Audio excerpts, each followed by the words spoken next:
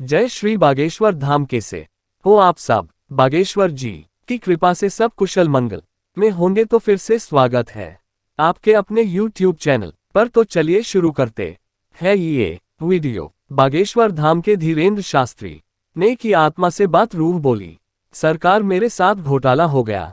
दिलचस्प है कहानी। बागेश्वर धाम के पीठाधीश्वर पंडित धीरेन्द्र कृष्ण शास्त्री किन्हीं न किन्हीं वजहों से सुर्खियों में बने रहते हैं। पर्ची पर लिखकर लोगों के मन की बात बताने और असाध्य बीमारियों को ठीक करने का दावा करने वाले धीरेन्द्र कृष्ण शास्त्री के दिव्य दरबार पर भी सवाल उठ चुके हैं। उन पर अंधविश्वास फैलाने के आरोप भी लग चुके हैं। यहाँ तक कि उन पर केस करने को लेकर पुलिस में आवेदन भी दिया गया था, जिसे छानबीन के बाद पुलिस ने खारिज करते हुए धीरेन्द्र शास्त्री को क्लीन चिट दे दी। अब बागेश्वर धाम के पीठाधीश्वर कुछ बड़ा करने की तैयारी में जुटे हैं। दिव्य दरबार में कागज पर लिखकर लोगों के मन की बात बताने का दावा करने वाले बागेश्वर धाम के पीठाधीश्वर पंडित धीरेन्द्र कृष्ण शास्त्री इन दिनों काफी चर्चा में हैं।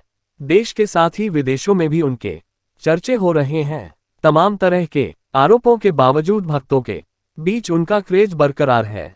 धीरेन्द्र शास्त्री कथा वाचन और दिव्य दरबार में चौंकाने वाली बातें करते रहते हैं। आज हम आपको उनके द्वारा किए गए एक ऐसे ही दावे के बारे में बताने जा रहे हैं।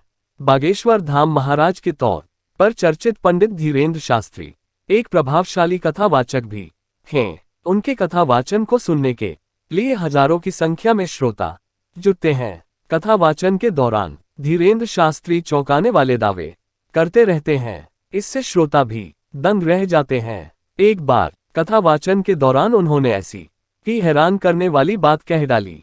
धीरेन्द्र शास्त्री ने एक बार कथा वाचन के दौरान आत्मा से बात करने का दावा कर दिया। दरअसल उन्होंने प्रसंगवश आत्मा से बात करने की बात कही। इसके जरिए वह अपने तरीके से बातों को समझने का उल्लेख कर रहे थे। उन्होंने पति पत्नी और कुत्ते की एक कहानी के जरिए श्रोताओं को ये बताने का प्रयास किया था कि एक ही बात को सामने वाला शख्स कैसे समझता है और आप उसको कैसे आत्मसात करते हैं।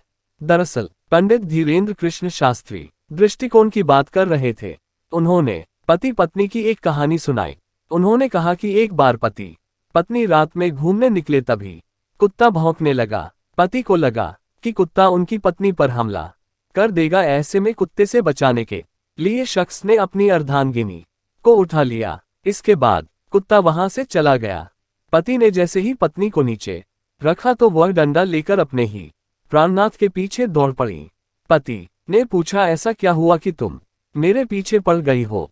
पत्नी ने कहा कि मैंने सुना था कि कुत्ता अगर भौंके या काटने दौड़े तो पत्थर उठाओ या फिर लाठी उठाओ। पहली बार ऐसा मूर्ख इंसान देखा जिसने कुत्ते को मारने के लिए पत्नी को ही उठा लिया। इससे पति को हार्ट अटैक आया और वह बेचारा मर गया।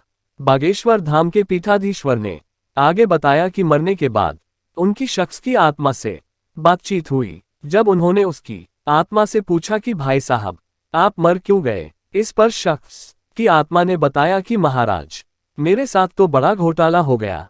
मैंने पत्नी को कुत्ते से बचाने के लिए ऊपर उठाया था। उसने समझा कि मैंने उसे मारने के लिए ऊपर उठाया था। इस तरह से उन्होंने प्रत्येक इंसान की अपनी समझ और दृष्टिकोण के बारे में समझाया।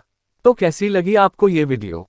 अगर अच्छी लगी तो कमेंट में जय श्री बागेश्वर धाम जरूर लिखे। Thanks watching. जय बागेश्वर धाम। ऐसी ही और अच्छी वीडियो देखने के लिए हमारे राज सेठ कहानियां चैनल को लाइक, शेयर और सब्सक्राइब करें। धन्यवाद।